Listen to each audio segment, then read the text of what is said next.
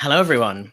Welcome to our stream today. My name's Jack, and I'll be taking you through some of the new exciting features that have arrived in 1.9. 1.9 is out now and available to download from the Alan Heath website. I'm sure if you're watching this, you know that by now. Any questions anyone has, please pop them in the chat. I'll do my best to get to all of them. I'll be doing a fairly informal stream today. We'll go through a few of the headline features. We'll have a look at how we might use them possibly, and we'll just have a chat. We'll have a chat about what we've done, where things are going, all that kind of business.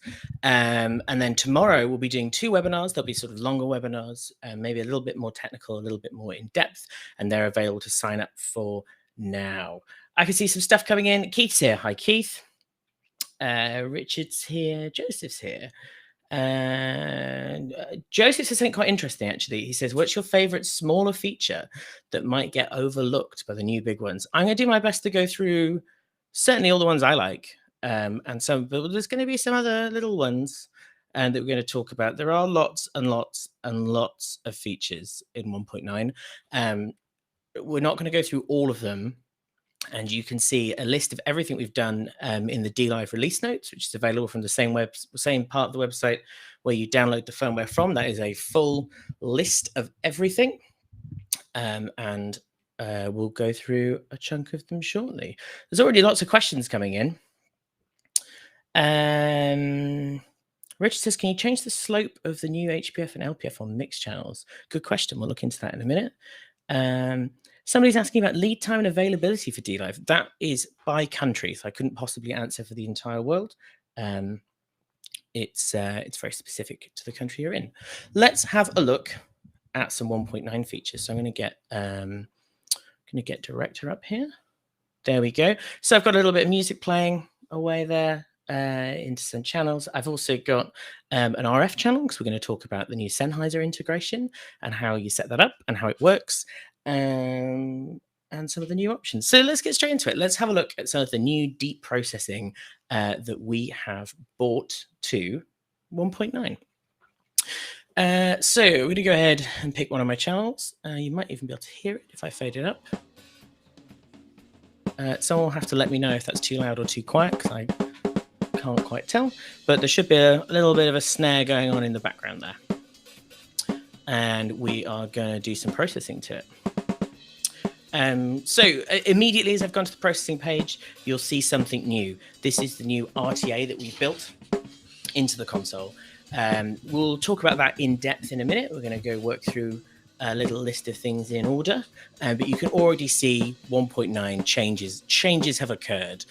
I'm going to start with my favorite feature, and that lives in the gate section because we've brought two new functions to the gate section, 2 new deep bits of processing. Your screen share is somewhat laggy. Not a whole bunch I can do about that at the moment. If it gets really bad, we can look into some different options. So in the gate section, we're going to go to the library. And we've got some different options in here. 2 new options. So in addition to the ducker and the gate, we've now got dual expander and source expander. If it's really, really laggy, what can I do about that? Problem is, I think the only thing I can do to maybe speed it up would be to stop the multi-track. So we'll have a quick look now. And then once you've had a little listen to what the expanders do, then I'll turn the multi-track off and it might get a bit quicker. There are 2 new things going on here. We've got our source expander. Whatever just changed, that's great. Okay, I'm not going to do a thing. We've got our source expander here. Now, we tasked one of our engineers to create a source expander that people would understand, people would be able to get to grips with straight away. So if you've used other people's source expanders in the past, this should look fairly familiar to you. It's just like a 2-control or 2-knob, I should say, source expander with different speeds at the top. So what can we do with this? Well, if we put it in and we set our threshold and our depth, so if I bring the depth down a little bit and just play with the threshold, you can hear that it's just expanding Oh, that's a bit gaty, actually. Let's bring the threshold down a little bit. And it's getting rid of some of those other noises. It's getting rid of some of the background noise around the snare. And this is great because it's really quick and it's really easy to use. You've just got 2 controls and you can fiddle around with it. If you weren't using it for drums, you could maybe change the speed. If you are using it for drums and you want it to be really, really quick, so you're not losing any of those transients. And this is great. And it's a great little expander. And it's really, really easy to use. We gave this, I'm going to just turn the snare off for a moment. We gave this to one of our developers. We gave it to a guy called Dave and said, build something that people will know how to use, build the expander that everybody wants. And he did. He built this and it's great. But what Dave did while he was researching this, understanding this, developing this was go, well, this is good and it's good on vocals and it's good on drums, but you don't have a whole lot of control. You don't have a whole lot of control over what's going on. Your threshold is kind of set. You've got a limited amount of speed options.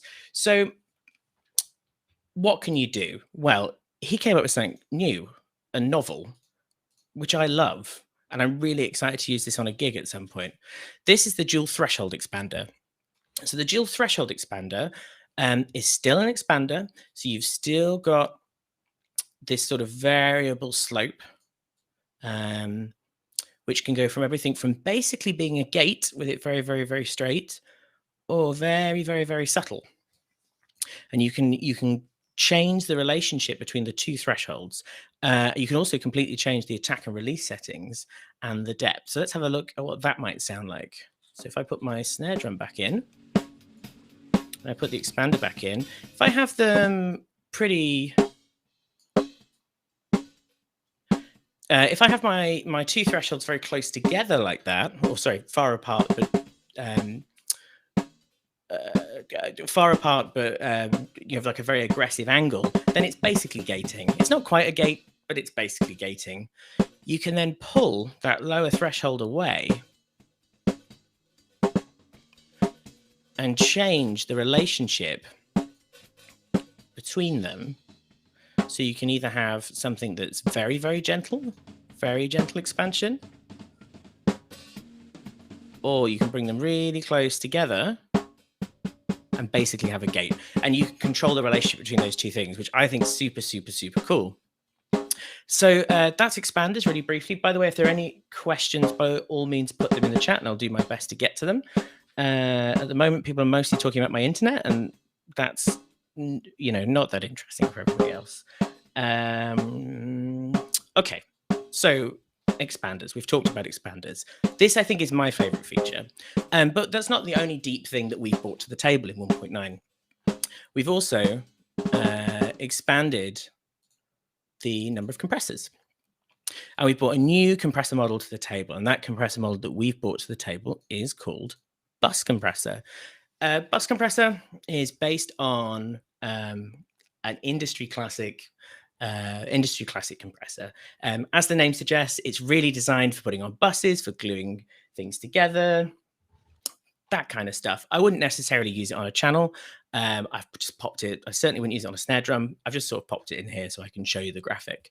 But this is the new bus compressor. And if you come to our webinar tomorrow, we're going to have Rob and some of the DSP team on, and we're going to have a chat about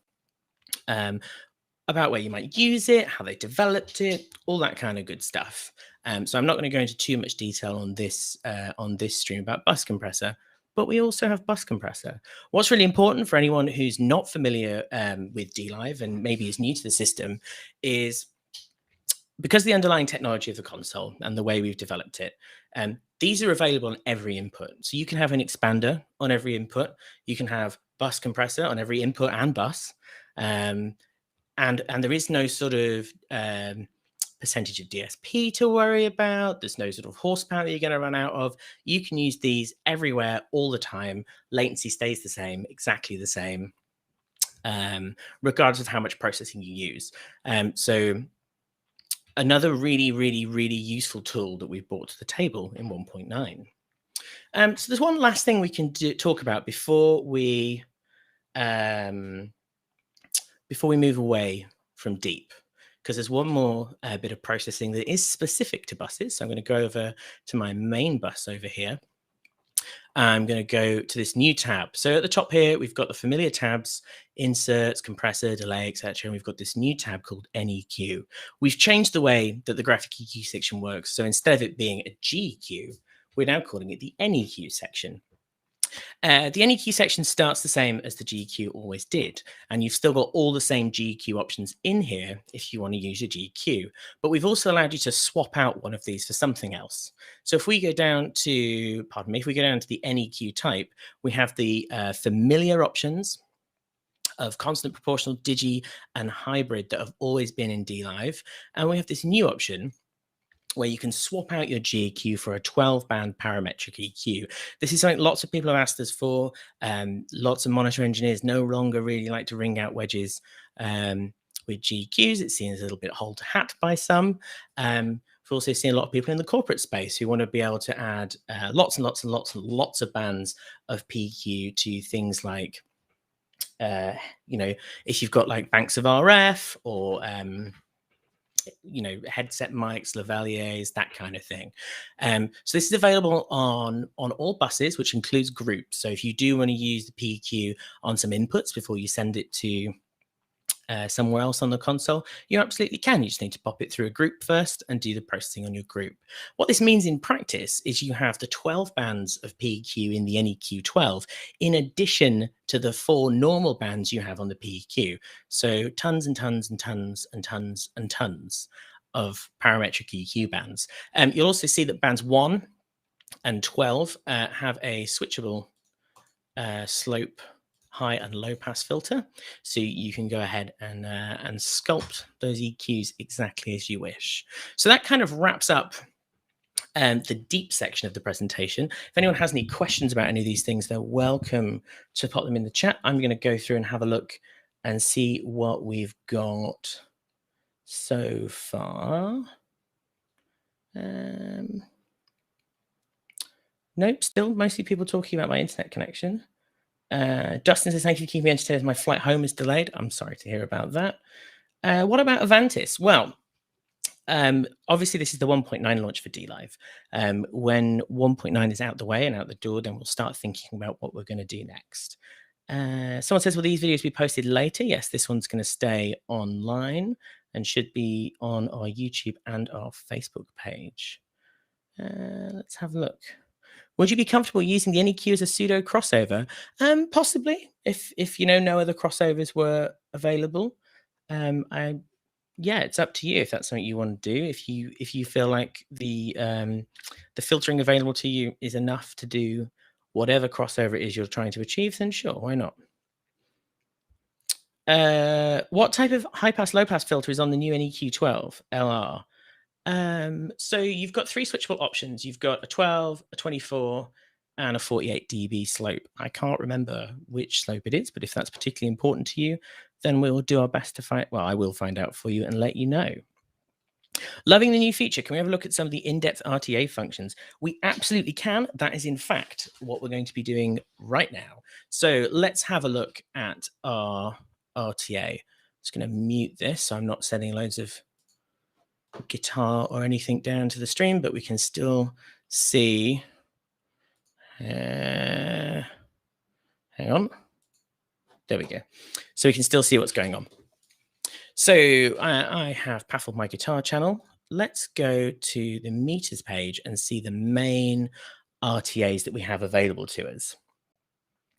In fact, let's bump up the size of this to make it a bit easier to see. Let's bump that up a little bit. Give that a moment. There we go. Guitar, and meters, and RTA.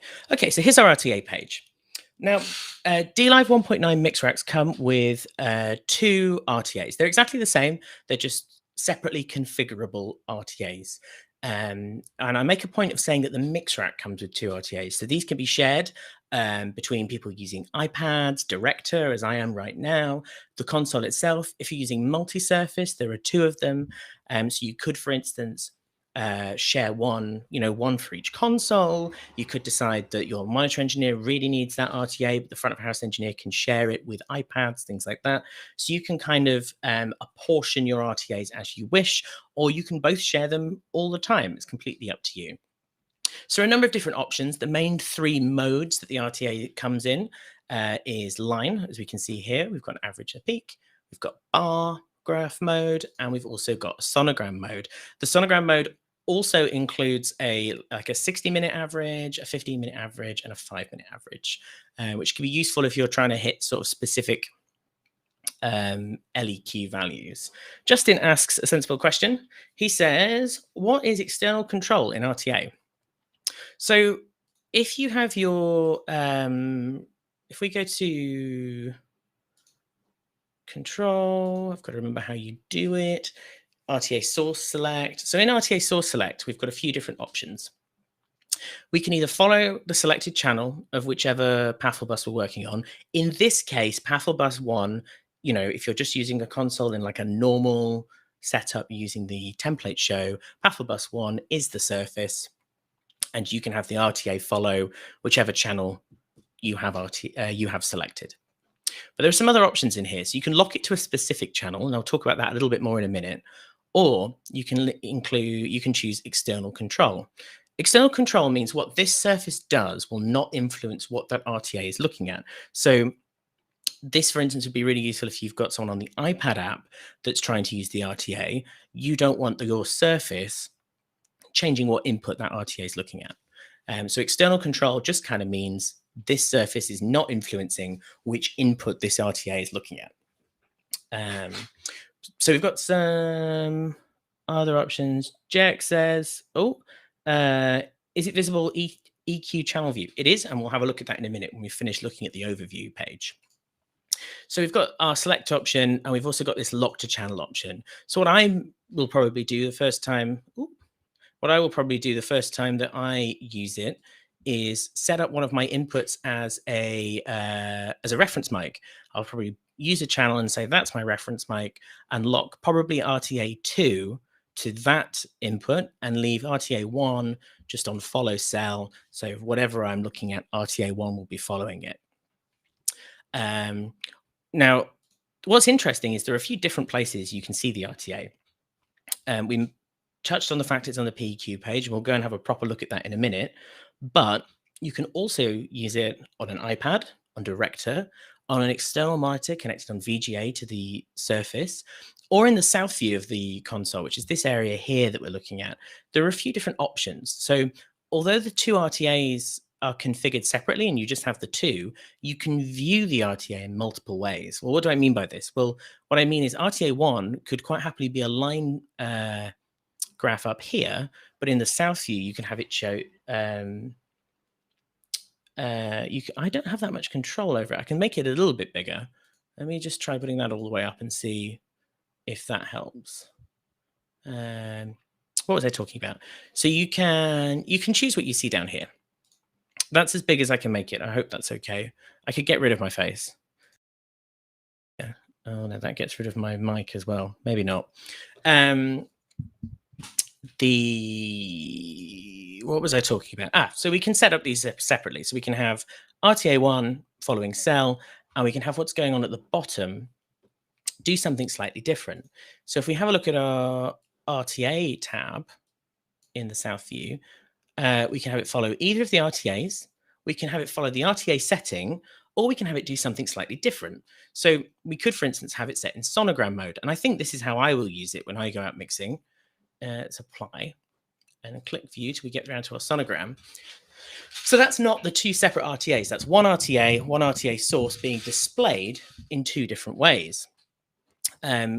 If we have a look now at the way a lot of other people would like to use it, if we click on processing and go to our PQ page, we can now see our sonogram at the bottom, and we can see our line behind the RTA.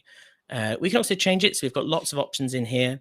You can fiddle around with exactly where it's displayed. We can change the scale. So if you've got something that's very quiet, if you've got, super quiet content, you can bring your scale all the way down and sort of zoom in on your content. and you can change the opacity, that kind of stuff. What you can also do in this view is swap out line for a bar. So if you prefer to use a bar graph, there we go, you can have something sensible like that and go back to your PQ page.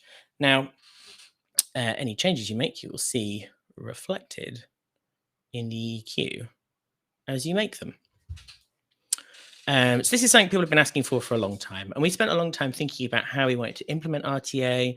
We're aware that other manufacturers have had it for a little while, and we just wanted to make sure that the way we do it, A, was good, and B, fit the needs of our users as closely as possible. So we spent a long time thinking about how we do this efficiently, how we make it work on the console without using all of the remaining resources for other features, and also making sure it's accurate so that, when you see a peak at 200 hertz, that there is actually a peak at 200 hertz.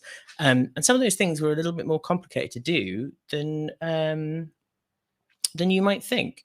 Someone's asking about ballistics, and yeah, you can adjust the ballistics.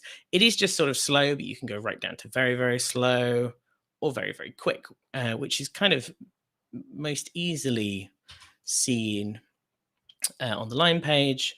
So there I've got my peak set up to be very, very fast, and you can turn individual bands on and off if you're not interested in the average. If you're just interested in a fast peak line, for instance, you can just have a fast peak line. One of the other features, which I think lends itself quite nicely here, is we've put this everywhere, right? It's in so many different places, but you want to be able to control it really easily. So let's say that we've got our reference mic on. Yes, the RTA can reference an external measurement microphone. Let's say that you wanted to really quickly get to RTA 2 that you've got set locked off to that external microphone. Well, we've introduced some new soft keys. So let's have a look at the soft key options. So if you do this drop down, you'll see lots and lots and lots and lots and lots of new options. And there's things like virtual sound check mode, USB play record, so you can control the 2-track USB, things like that. There's also some sort of extra bits for MCAs, extra bits for ABCD inputs, that kind of thing. But the one we're going to talk about right now is bookmark. So I'm going to go ahead and apply. And if I want to bookmark a specific page, I can do that by going and pressing and holding my bookmark and touching the tab that I want to be able to skip to really quickly. So let's put this on. Let's put this on follow cell just so there's some audio going. There we go. But we're going to pretend in this case that this is our reference RTA. So we've got our main RTA following the select, and we've got RTA 2 as our reference RTA. Well, I might be deep down in an effects engine messing around with something when I hear a sound, and I'm not sure what frequency it is. It's been a long festival. I'm thinking, I need some help. I'm going to jump to my reference mic, and I can do that just by hitting my new bookmark. My bookmark will take me straight to whatever device I've decided, or whatever page I've decided I want to go to. And this isn't specific to the RTA. The new bookmark key can be used pretty much everywhere, or at the very least, I've not come across anywhere it can't be used just yet. So that could be like a really specific mix rack setting. If you're constantly sort of changing your mute groups, then you can go in and bookmark a mute group page. I think a lot of people use it for effects engines. So if you need to be making lots of adjustments to effects engine 16, well, you can. Let me just cancel this one so I can reuse it for something else. There we go. So if I want to bookmark effects engine 16, I can absolutely do that. So I could be down, in my ganging, I could be doing something here. If I press that, boom, I'm straight back to effects engine 16 or whatever page you might be looking at. Let's have a look. I've had some more questions. Talking about USB record, is it still hard to find a USB stick that works? Not overly. We do have sort of a list on the community of things that sort of function well, and we're always adding more compatibility essentially to the USB drive. So you should be able to find something that works fairly simply. Do these new features trickle down to Avantis? I don't want to start getting into what is and isn't going to go into different consoles at the moment, because frankly, we haven't decided. We haven't decided exactly what is going into where right now. But you can expect to see some of these features making their way into other consoles, if not already in other consoles like the RTA and SQ. Reggie says he wants to buy 5 or 6 dLive. So that's great. We can set you up with someone who can arrange that for you. Let me check my notes because I don't want to miss anything, because there are so many things. I have made myself a little list to make sure that I don't forget anything. So we've talked about RTAs that can be viewed in multiple modes, which I think is super cool. And yes, you can definitely get at it through the PEQ page. If you are using the 12-band PEQ as well, if I go to my main and go to my NEQ, you can also see you've got the RTA in some of these pages as well. So it just is in all the places, all the time, everywhere. So we've looked at soft keys, we've looked at some bookmarking. Somebody mentioned I/O sockets. So we can definitely have a look at I/O sockets. So new for 1.9, if we go into our I/O ports, and I'm getting my Dante playback here from I/O port 1, and we can see in the top bar now, it's telling us exactly what kind of card we've got. But we can go a little bit further. So if we go into setup now on the I/O patching options, we get this extra menu, and we can name our different ports. So this is super useful. Maybe if you've got like a broadcast truck or something, you could call the I/O port that has the broadcast truck on broadcast or something like that. For instance, I've got a virtual sound check playing on I/O card 1, so I can go ahead and choose this here, and I could call this virtual sound check VSC. I'm going to press enter. I'm going to go back to my patching menu. And now, instead of patching from IO card 1, I can patch from VSC. So you can give these a friendly name, maybe your DX ports. If I go ahead and edit here, I might say that DX12 is my stage right box, and maybe DX3 and 4 is my drum box, something like that. And then instead of patching from DX3 and 4, I'm now patching from stage right DX box. Can we label individual sockets? Would be super useful for installations with lots of Gigatrace and Dante routing. So that's not something we're doing at the moment, but it's really interesting that you request that. That's definitely something we can look at for a future update. Let's see what else we've got. But can those custom names be seen in the preamp select list or insert list? I think I know what you're asking. So let's go and have a little look together. So if I, for instance, were to choose, let's choose an input I'm not using, like 13, and go back to my processing page, in my preamp drop-down list. So we've still got the IO card ports in there, but that's definitely an interesting request. That's definitely something we could look at. So my reference mic is on RTA 1. I have my left on RTA 2. Can I overlay to reference both? Can you add delay to the RTA to get them in time with the reference mic? So there's no delay at the moment, but the other question, you can do something pretty close. So if we go ahead and look at if we go to dual view, you can overlay them together like this, and we can bookmark this page so you can see them at the same time. It's not dead one on top of the other, but you can certainly view both at the same time on one page. Richie wants to talk about gain sharing, and I'll get to that in just a moment. George says, are there any new compressor emulations? If you skip back to the start of the video, it's one of the first things I talk about. Putting Dante channel names in the IO window would be super useful. Yes, it would, and it's definitely on the feature request list. Can we name the meter tabs? Not at the moment. Okay, cool. I think we could talk a little bit about gain sharing. Gain sharing is quite difficult for me to demo over the internet, because really what we need is two consoles next to one another, and for us to be able to mess around with the different gain levels. But I can have a chat to you about it. And we can also talk about where some of the options are and how that would work in the real world. So if you're familiar with multi-surface, you'll know that we can currently gain share between different channels that are on the same mix rack, and that I can show you. So let's go ahead and take an input. In fact, let's talk about Sennheiser first, because it will be easier to demo gain sharing afterwards. So let's have a little look at the additions to our RF options. So as you may know, we've allowed Shure RF for a while. And what that means is that if you've got some of the supported Shure RF devices, you can see things like battery level, RF level, frequency in the bank view. we've now added Sennheiser. So I've got a Sennheiser microphone here, and I'm going to go through very briefly how this is set up. So if we go into Mix Rack, Config, and RF Devices, we now have this window presented to us, which has Shure and Sennheiser. So I'm going to say yes to both and press Apply.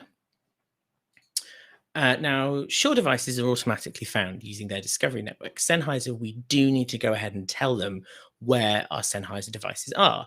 So if I go ahead and click Add Sennheiser Device, and I'm going to type in the IP address. So on my network at home, that's our 192.168.0 network, and the IP address of my Sennheiser receiver I've written down is 193. Press OK, and I click Add Device.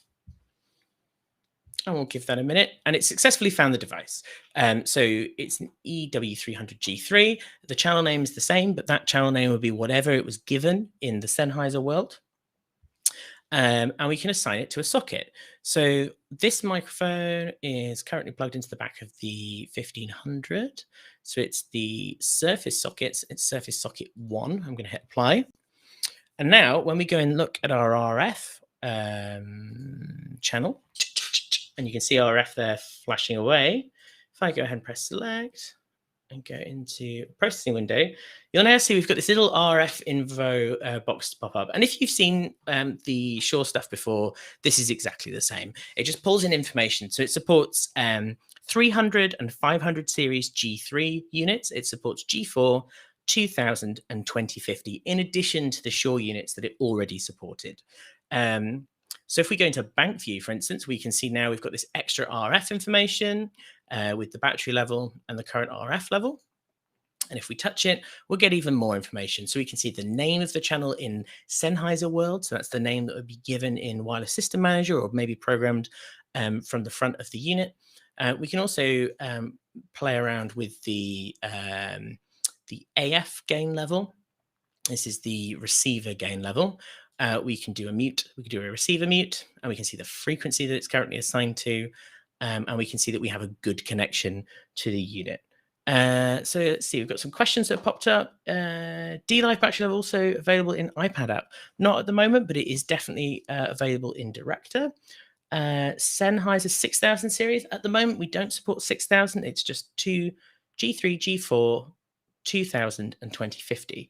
And Jan says Sennheiser 2000 series supported. Yes, it is. So at the moment, we only have support for microphones or inputs. So these are RF receivers. It doesn't necessarily have to be a microphone. It could be a guitar pack. But receivers, we don't have anything for IMs at the current time. Now, I have now I've got something with a physical gain control. We can have a quick talk about gain sharing.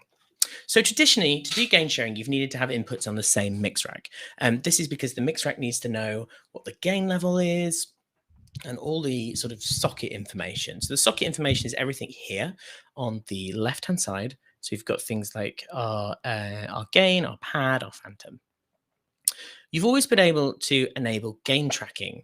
Now, gain tracking on the same mix rack, if we move the gain down, the trim will move up to compensate. And if we move the gain up, the trim will move down to compensate. And this is really, really useful. It's particularly useful in multi-surface where you can have gain compensation across, two users. Now, if you have either GigaAce cards or FiberAce cards in two mix racks, you can share the socket preamp information across those two units just by doing a tie line. This means that both systems can control both sets of preamps at the same time. It also means with gain tracking turned on that if you're sourcing, for instance, input 1 on your first dLive surface from itself and input 1 on the second dLive surface from the first dLive surface, moving the gain down on the first surface with gain tracking turned on the second surface will mean that the second surface will compensate automatically for any gain changes on the first surface. It also means if you have something like two CDM48s or DM48s, you can use these together and you can use inputs from both at the same time on both consoles. Do the GigaAce cards have to be in the rack or can it be in the surface for gain sharing? It does have to be in the rack at the current time. I've seen some other questions about 6000, 9000 series. We're not currently planning to do 6000, 9000 support, but that's not like a firm never, ever, ever, ever. It just means at the moment we've decided just to support up to 2050. And if we have we'll see how that goes. We'll see what the feedback is from everybody. And if we find there are lots and lots of people using 6000, 9000 series stuff in the field, we might very well be able to include them at a later date. But at the current time, it's just 2000 and 2050. Let's have a look. Do you need to be in processing mode to view an effects bookmark, or will it automatically jump to that? No, you can be in anything. So I think I'm still set up on, yeah, I am. So if we were, for instance, deep down in the mix rack, maybe we were looking at, I'm trying to think what like the deepest section I can get into is, maybe we are looking at RF devices and we hit one, it'll jump straight to the effects menu. So hopefully that helps. Douglas asks when these deep processors are going to be going to SQ. I don't know. I'm not familiar with the exact release schedule of the SQ, so I can't really help with that at the moment. Will gain sharing work between dLive and Avantis? No, at the moment it is just between dLive units. So you'll need to have dLive units, both running 1.90 or later. And we'll be doing like a specific video series on how to set that up and how that works. Let's have a look what else we've got. We've got some more feature requests about rotary knob sensitivity. That's definitely something we could look into for a future update. Let's just go back to 1.9 features and check that we haven't missed anything exciting. There are lots and lots and lots of other features on 1.9. There are things like talkback group added. We've changed the way talkback groups work. So instead of having to have a talkback group with everything you might ever want, you can have individual talkback groups. Maybe it would be for your band leader, your guitar techs, that kind of thing. Now with additive mode, you can press all of them together and talk to multiple groups. So you can have a bit more granular control over exactly what it is and who it is you want to talk to. We've got loads more options on the channel rotary. So you can now do forward back pan, that kind of thing. We've introduced LCR plus mode for dLive. So you can now have sort of separate divergence control over your center cluster, all those sort of things. We've done some little bits of updates to DCA spills, and we've done a bunch of updates to Director. In fact, that's a good one to talk about now. So in Director, in the System tab, we've got a new button. This is Unit Update. Now, I'm currently using Director Online to demo this to you, so I'm not going to go through the process. But in Unit Update, if you have a system that does not have a surface, you can now do firmware updates through Director directly rather than going through the old browser method. This is great. It's a bit safer. It's a bit easier. And it's really good for systems that are either headless, maybe if you're using some sort of dLive Wing system, or if it's more of an install where you've got sort of IP controllers instead of a surface to control the audio. Let's see what else we got. What happens with gain tracking between consoles when scenes are recalled on both consoles? So you can specifically have use global safes to stop recalling preamps if you want to. So it's one of the things we suggest. It's actually in the screen when you turn it on. We say, if you don't own the preamps, you should consider enabling scene safes. This will mean that only one person's recalling preamp information. If you do elect to recall it twice, that doesn't really matter as long as your values are the same, which I guess wouldn't be any different really. It wouldn't really be any different. Let's have a look. What else do we have? Can't connect to iPad, mixer version error. That's really interesting. So if your iPad is updated automatically to 1.9 and you're still running 1.8 at your venue, maybe you're in a church, maybe you're in an art center, something like that, we now have backwards compatibility for iPads. There is some information in the help file on the iPad app itself on how to enable it, but essentially you need to go to settings and you enable 1.8 firmware compatibility mode. This is great if maybe you're moving between two systems, maybe one's like set up for a tour and you're not ready to update, or maybe you've got automatic software updates on your apps. And your iPad app's updated, but you're not ready to update your dLive just yet. That's absolutely fine. So the iPad app 1.90 iPad app will work with both 1.8 firmware on the dLive and 1.90. Let's see what else we have got in here. Will Show RF come to Avantis? Yeah, we are planning to bring some RF tools to Avantis. It's just taking us a little bit longer than we expected, but you can expect to see RF tools on Avantis in the future. Let's see where we were. I was definitely talking about something. So there's lots of little updates. I know someone in the comments mentioned the Optronic Model B. So we now have 2 versions of Optronic. And they don't look that different, and it's really difficult for me to demo it over the internet. You really need to hear it properly with, a PA in front of you to appreciate it. But if we have a little look in Compressor and we load our Optronic, now have this little switch here. This is essentially because, Optronic is based on a series of analog compressors, and no 2 are really the same. And what we found was a lot of people were interested in the sound of a different Optronic. So we had one that we've modeled, and we've modeled a bunch of them to try and find out the sort of differences between the different kinds of compressors that there are, or even the differences between compressors that are sold as the same unit, because none of them are exactly the same. And what we found was that a number of them had a different release characteristic to the one that we modeled. We've decided to model that as well. So A is the original one that you will find in 1.8 and 1.8. And B is just a slightly different release characteristic Optronic. It would be very silly for me to try and explain to you what it sounds like. It's the sort of thing you really just need to play with and decide if you prefer A or B or both, or one for some situations and another for other situations. But yeah, that's the difference, and that's the reason that we've done it. There's some other stuff that's very install specific. So if you've played around at all with any of our MIDI controls, we've now introduced MIDI security. So before, if you had any device on a dLive network, you could send MIDI commands to the dLive. A few people have said, well, we don't have a secure network. Our network has things on that aren't just the dLive, and that's fine.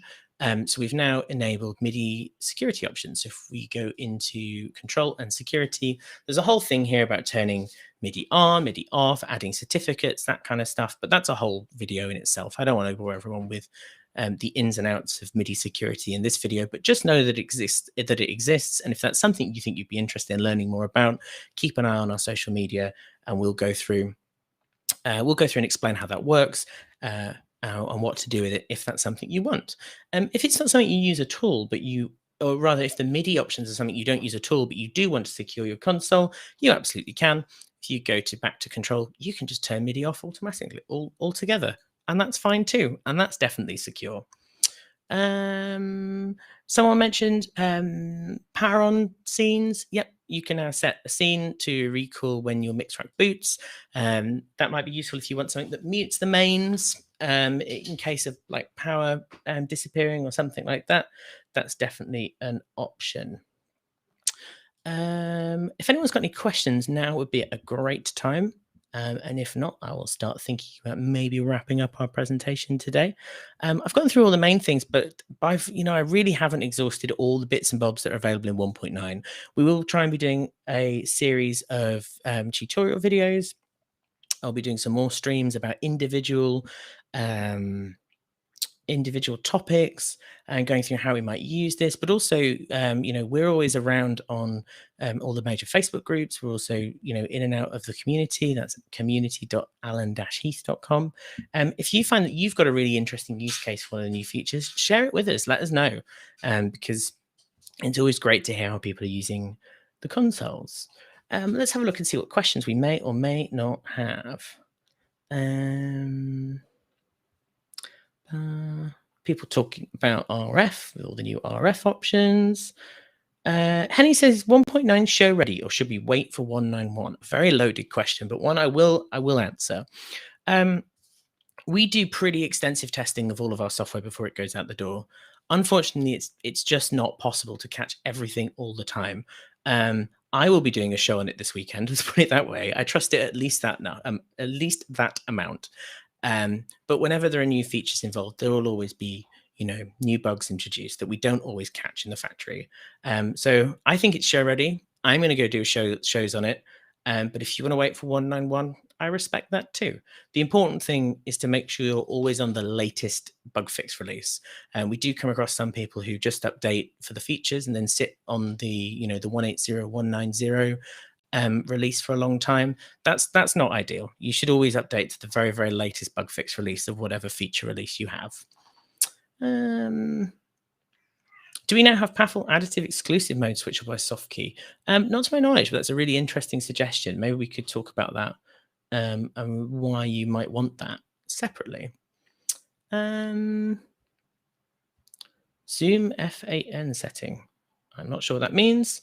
Henning asks if it's able to spill groups. It's definitely something we're looking at, but don't have an immediate plan to introduce.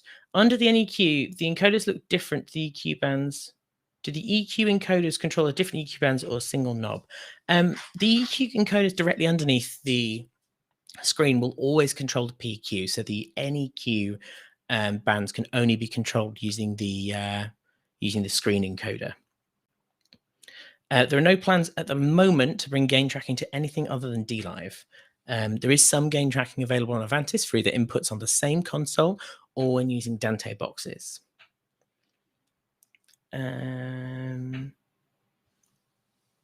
Yeah, anything about SQ, I'm not your man to ask, unfortunately. My colleague Keith is the man. He knows what's up. And you can contact him. You can contact him via our support system, which is support.alan-heath.com, or you can ask us a question on our Facebook page, and I'm sure we'll be able to get someone to come back to you.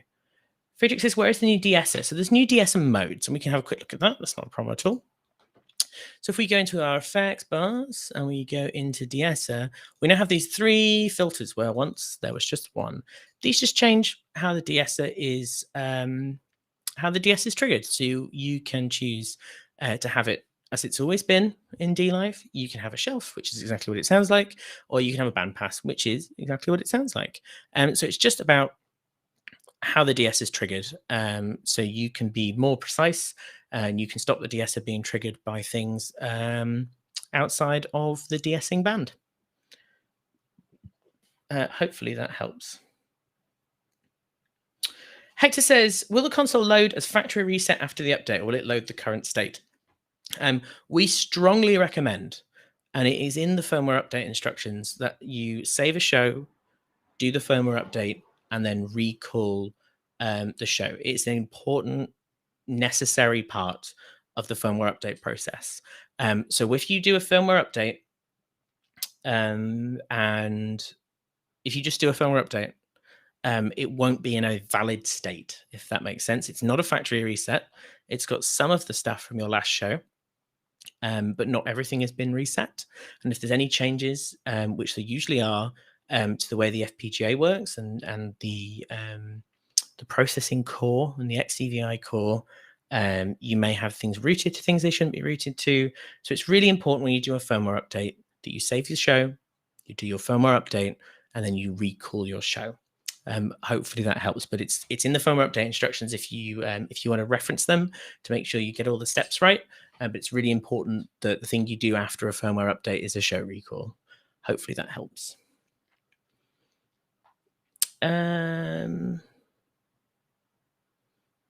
That's really interesting, Raphael. We can talk about that, but it doesn't do that at the moment, but I understand why you're asking for that. So that's fair enough.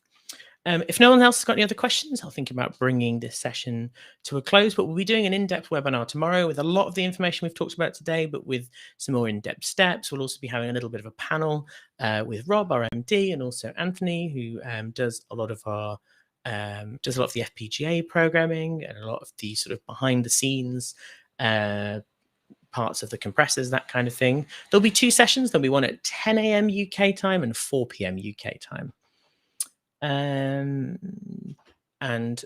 Please join us. If you've got any questions that sort of pop into your minds overnight, save them for the webinar and we'll do our absolute best to get to them. Mr. X says, where can I get the new MIDI protocol? If you go to alan-heath.com, if you click product, dLive, and documents, there's a little section there that includes things like understanding multi-surface, DX patching, and one of the documents in there is the dLive MIDI protocol. And that will tell you everything you need to know. Well, Thank you for joining me. Hopefully that has been a useful introduction to 1.9. If you do have any other questions, I think you know where to get hold of us at this point. You can do so via our Facebook page. You can do it via our support portal, which is support.alan-heath.com. Or you can go to the community, which is community.alan-heath.com. Thank you ever so much for joining. I've really appreciated your company. Stay safe and enjoy 1.9. Bye for now.